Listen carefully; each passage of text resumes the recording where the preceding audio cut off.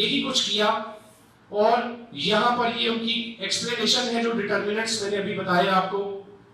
उसके बाद हम आ गए लॉ ऑफ डिमांड पर। लॉ ऑफ डिमांड में हमने जो है वो दो चीजें पढ़ी, और वो ये पढ़ी कि लॉ ऑफ डिमांड जो है डिमांड और प्राइस के दरमियान एक इनवर्स रिलेशन को रिप्रेजेंट करता है। वो मैंने ये लिख दिया, quantity demand is a function of price. और क्या रिलेशन निकाला, प्राइस बढ़ी, डिमांड क्या हो गई बेटो, कम हो गई, और इसका ऑपोजिट भी, प्राइस कम हुई तो डिमांड बढ़ गई। यही यहां पर लिखा हुआ है, देखें, when the price of a product increases the demand for the same product will fall। यानी अगर कीमत बढ़ी है तो उस चीज की डिमांड क्या हो जाएगी, कम हो जाएगी, और अगर कीमत कम हुई है तो उस चीज की डिमांड बढ़ जाएगी। तो बच्चों उम्मीद करता हूं लॉ ऑफ डिमांड का कॉन्सेप्ट आपको समझ आ गया होगा। अब इसी सेम कॉन्सेप्ट को आप एक टेबल और डायग्राम की शक्ल में भी रिप्रेजेंट कर सकते हैं। उसका इनवर्स रिलेशन हर हाल में एज इट इज रहना चाहिए जो आप टेबल बनाएंगे, और उस टेबल के लिए ये जो टेबल बना है इसे याद करने की जरूरत नहीं है, आप खुद से बना सकते हैं।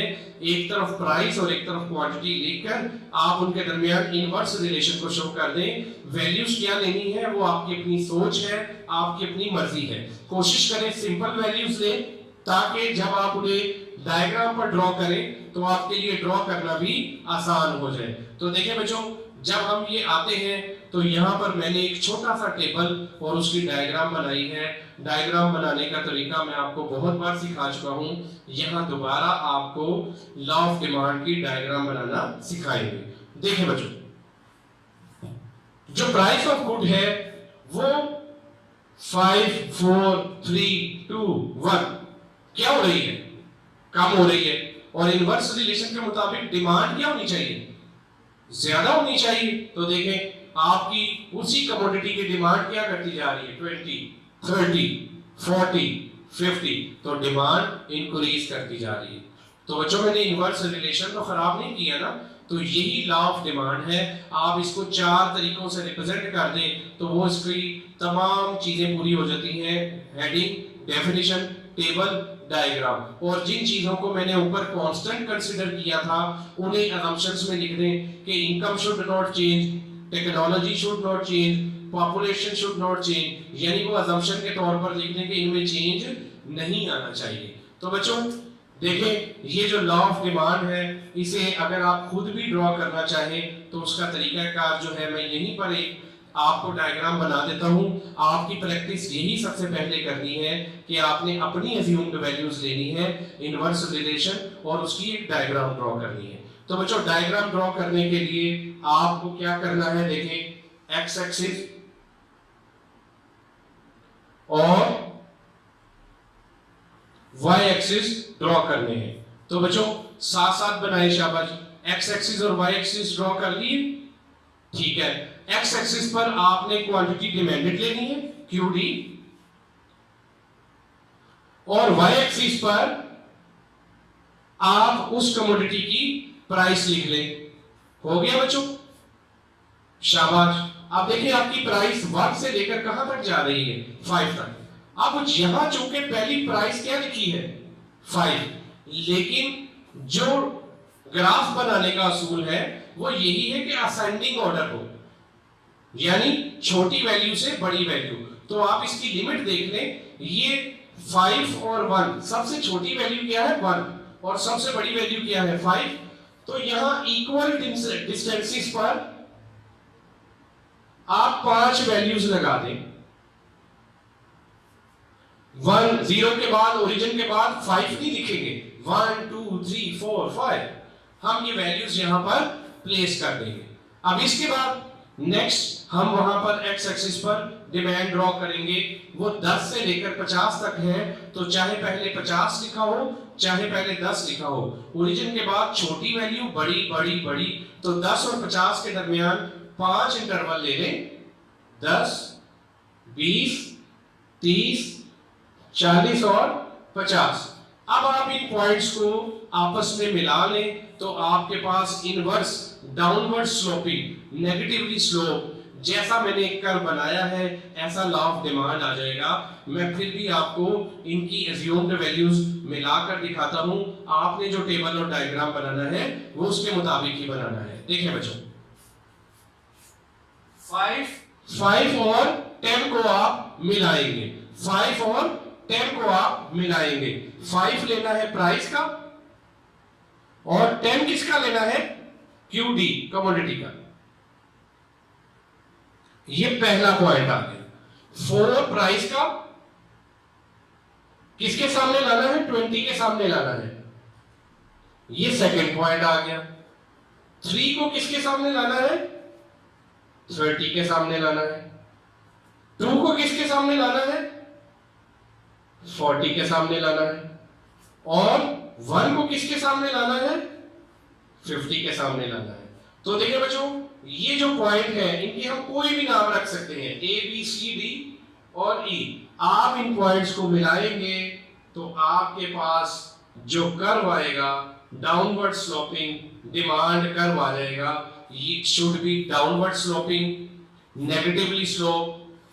अगर इसमें थोड़ा कन्वेक्स है तब भी ओके है, थोड़ा सा जो है वो फ्री हैंड में है तब भी ओके है। रिलेशन हमने दिखाना है डाउनवर्ड स्लोपिंग, नीचे को आने वाला रिलेशन, यानी एक क्वांटिटी बढ़ रही है, अगर प्राइस बढ़ रही है तो क्वांटिटी कम हो रही है, अगर प्राइस कम हो रही है तो क्वांटिटी बढ़ रही है। ये रिलेशन को हमने ग्राफ की शक्ल में बनाकर दिखा दिया। तो उम्मीद करता हूं आपको लॉ ऑफ डिमांड और उसका टेबल और डायग्राम बनाना आ गया होगा और आप इसको आसानी से ड्रॉ कर सकते हैं। तो बच्चों, ये वो टेबल और डायग्राम के बाद अब हम इसकी असम्पशंस को डिस्कस करेंगे। अच्छा बच्चों, यही मैं एक और चीज आपको एक्सप्लेन कर देता हूं, वो है individual demand versus market demand. अगर किसी एक शख्स की प्राइस के साथ जो रिलेटेड डिमांड होती है हम उसे इंडिविजुअल डिमांड, इंडिविजुअल का मतलब क्या होता है, एक शख्स की, मतलब मेरी, ये मेरी डिमांड है। 5 कीमत पर मैं 10 यूनिट खरीदना चाहता हूं, 4 कीमत कर दो तो मैं 20 ले लूंगा, हम मार्केट में ये वाली बार्गेनिंग करते हैं ना, और 3 कीमत पर मैं 30 ले लूंगा, ये मेरी डिमांड है। इसी तरह मिस्टर अली की डिमांड हो सकती है, वो ये ए पर्सन की है। इसी तरह बी पर्सन की डिमांड हो सकता है वो 5 कीमत पर 20 यूनिट खरीदने को तैयार हो और 4 कीमत पर 30 यूनिट खरीदने को तैयार हो, 3 पर वो 40 खरीदना चाहे, 50 और 60, ये बी पर्सन की डिमांड है। हर इंडिविजुअल की प्राइस के साथ जितनी ख्वाहिश है चीज को खरीदने की वो उसकी इंडिविजुअल डिमांड कहलाती है। और उस कीमत पर मार्केट में जितनी टोटल यूनिट सेल होते हैं, फरोख्त होते हैं, जितने टोटल डिमांड की जाती है वो उसकी मार्केट डिमांड कहलाएगी। ये देखिए, मार्केट डिमांड कैसे बनेगी, ए और बी दोनों की डिमांड को ऐड कर दें। 10 और 20 टोटल कितनी हो गई, 30। 20 और 30 कितनी हो गई, 50, 70, 90 और 110। तो देखो बच्चों, इंडिविजुअल डिमांड प्राइस के साथ किसी एक फर्द का रिलेशन, और जब वो तमाम लोगों की डिमांड्स को जमा कर ले तो वो क्या बन गई, market demand.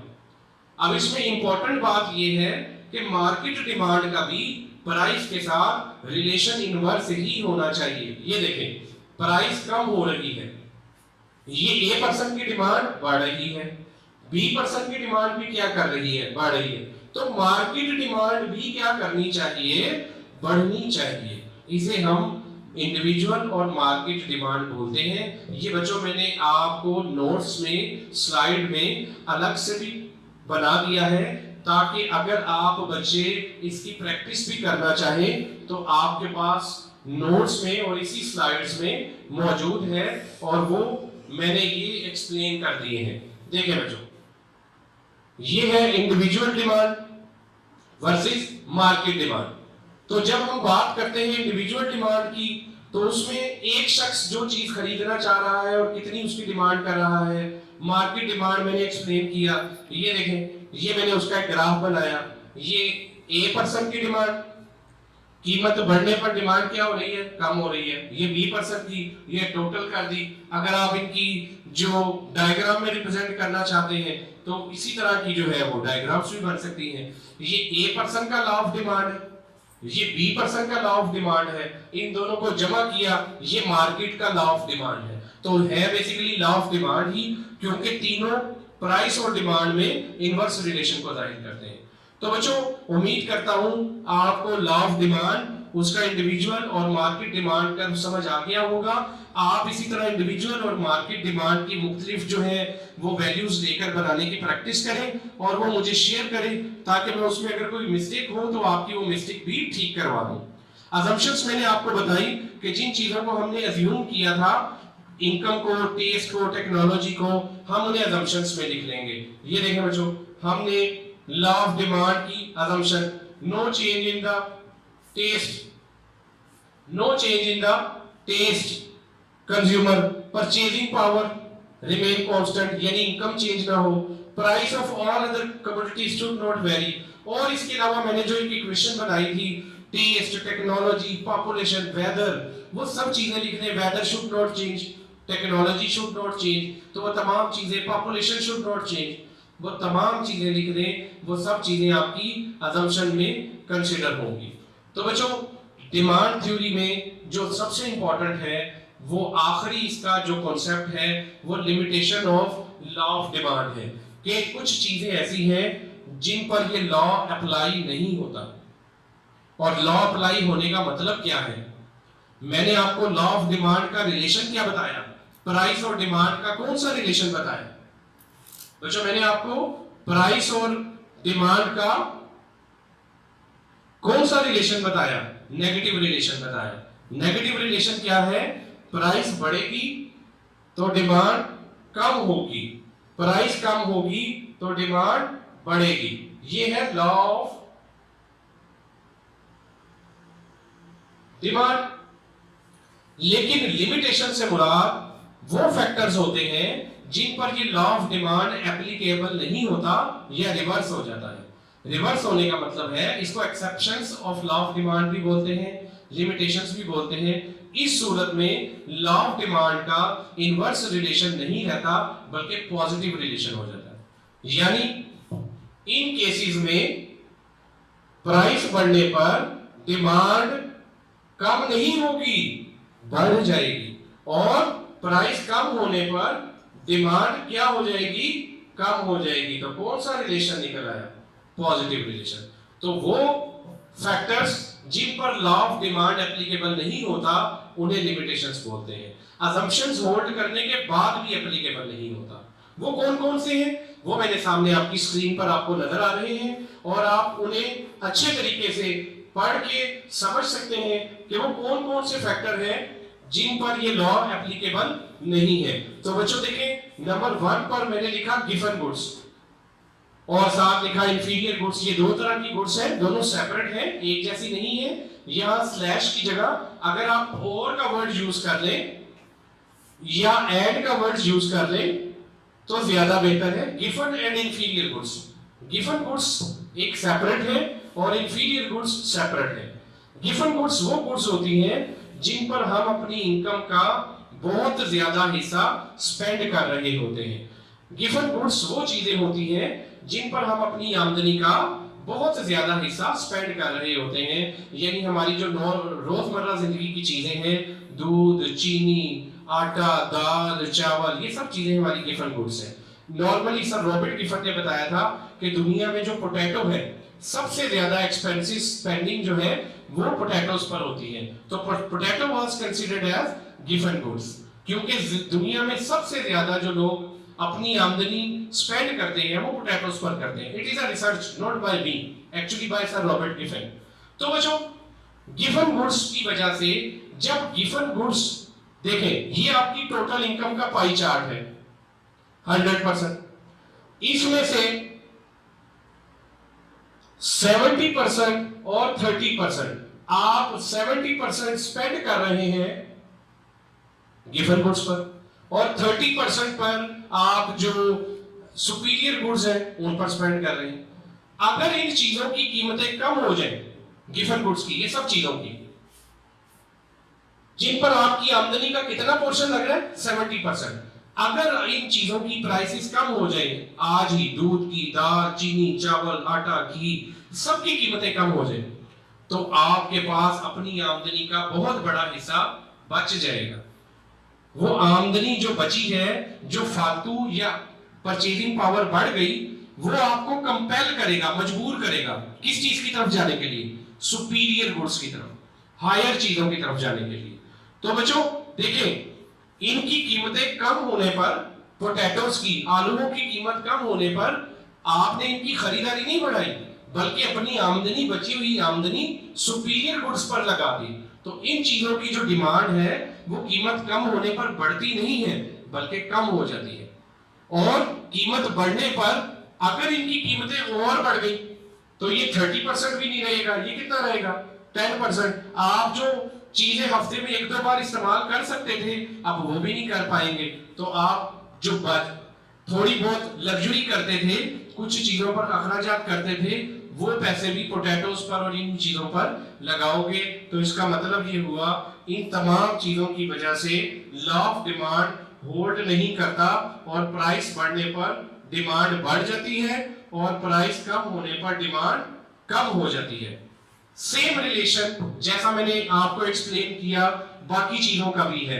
Band wagon effects, दिखावे के जो असरात हैं, शो ऑफ करना, वो लोग कीमतों को मैटर नहीं करते, जो चीज कीमत बढ़ती है उसको ज्यादा खरीदते हैं। इसी तरह future expectation, fashion, prestige value की चीजें, necessities of life, fear of shortage, इन सब चीजों की वजह से law of demand inversely relation hold नहीं करता, बल्कि जो रिलेशन मैंने लिखा है वो पॉजिटिव रिलेशन पर आ जाता है। और अगर आपसे कभी कोई पूछे कि क्या लॉ ऑफ डिमांड की डायग्राम पॉजिटिव अपवर्ड भी हो सकती है, तो आप बच्चों ने कहना है जी हाँ, लिमिटेशंस की सूरत में, एक्सेप्शंस की सूरत में law of demand negatively slope ही नहीं रहता, बल्कि पॉजिटिवली स्लोप भी हो सकता है।